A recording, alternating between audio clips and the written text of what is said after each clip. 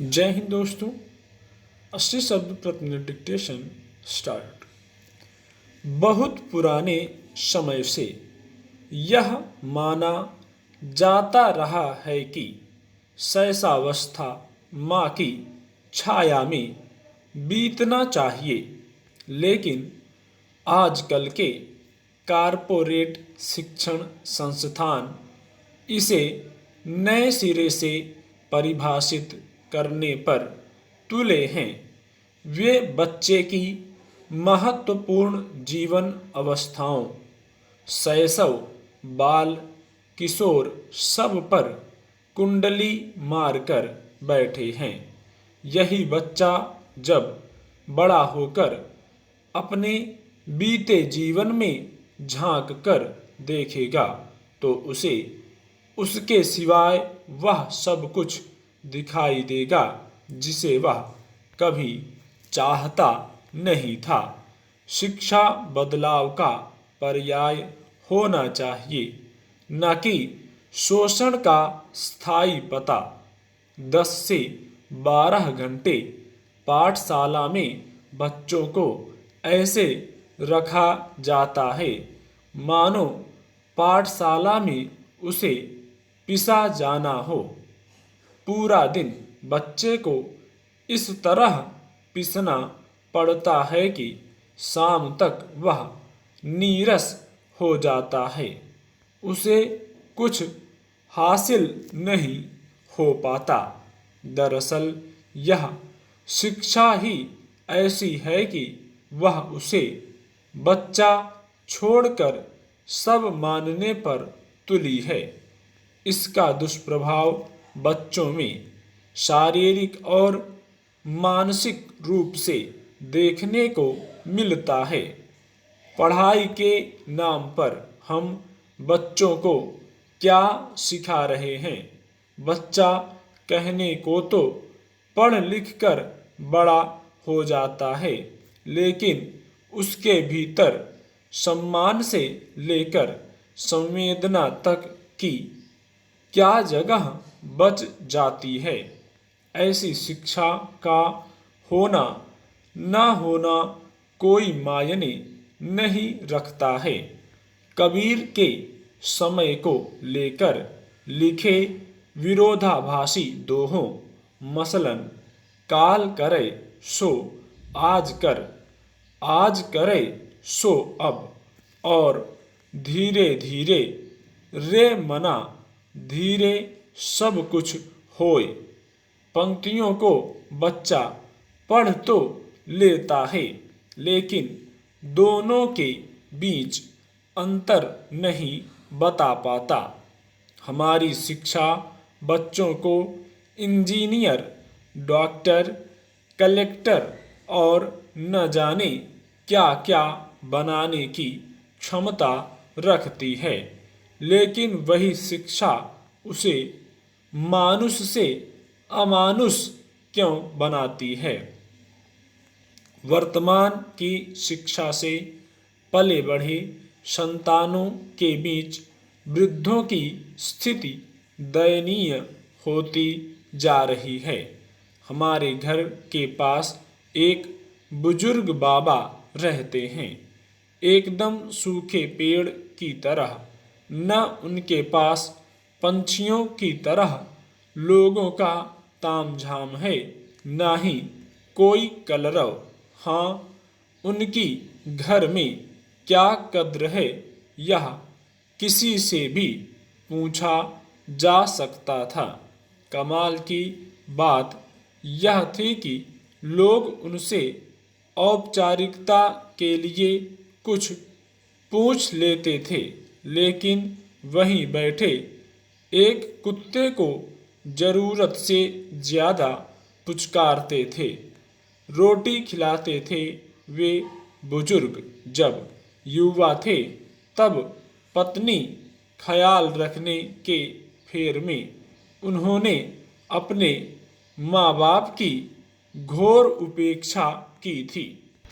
कहते हैं दुनिया गोल है, घूम फिर कर वहीं आना होता है। यों भी दुनिया अंदर बाहर का ही खेल है। कहते हैं कि एक जैसे स्वभाव वाले लोगों के बीच दोस्ती बहुत जल्दी होती है। मैंने जिन बाबा का जिक्र किया उनकी तरह पड़ोस में एक और बाबा रहते थे।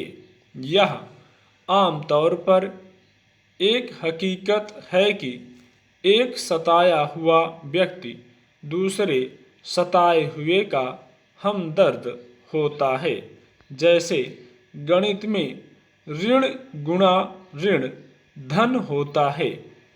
एक दिन दोनों साथ बैठे थे और इधर उधर की बात चली तो दोनों अपने अपने घरों की बात छेड़ बैठे। पड़ोस वाले बाबा ने कहा कि मैं बड़ा किस्मत वाला हूँ, कल मुझे बहुत दिनों के बाद मेरा मनपसंद भोजन खाने को मिला। अक्सर मेरी पत्नी मेरे लिए बनाती थी। जब से वह गई मेरे लिए खाना पीना ही दुश्वार हो गया। पहले तो खाना भी नहीं मिलता था, मिला भी तो हर बार मैं पत्नी को याद करता था। जिंदगी भर बच्चों को पढ़ाता रहा कि हमें भोजन के लिए जीवन नहीं, जीवन के लिए भोजन करना चाहिए। आज मैं अपने कहे से ऐसे पलटकर जी रहा हूँ जैसे मैंने कभी कहा ही नहीं था। यों भी आज की शिक्षा में उसूलों को पीठ दिखाकर जीने वाले ही महान कहलाते हैं। बुढ़ापा एक गोदाम की तरह है। यहाँ यादों की गठरियाँ पड़ी पड़ी सड़ती रहती हैं, जिसे न तो महसूस किया जा सकता है और न ही जिया जा सकता है। यह सुन पहले वाले बाबा ने कहा कि तुम किस्मत वाले हो, तुम्हें कभी कभार मनपसंद भोजन मिल भी जाता है। मुझे मेरे घर वाले खाना तभी सहजता से देते हैं जब मात्रा से अधिक पक जाता है। अक्सर मुझे भूख का सामना करना पड़ता है या किसी अन्य से दया भाव के रूप में मिले खाने से गुजारा करना पड़ता है। इंसानों के बीच अपने परिवार से लेकर रिश्तेदारों और आस पड़ोस के लोगों तक का साथ देख चुका। कई बार लगता है कि इंसानों से अच्छी दोस्ती तो जानवर निभा लेते हैं। पुराने दिन याद आते हैं जब मैंने अपने माता पिता को उनका हक नहीं दिया। अब मुझे वही दिन जीने पड़ रहे हैं। अफसोस जरूर होता है अपने पहले के बर्ताव पर, लेकिन मैं अब उन दिनों को वापस नहीं लौटा सकता।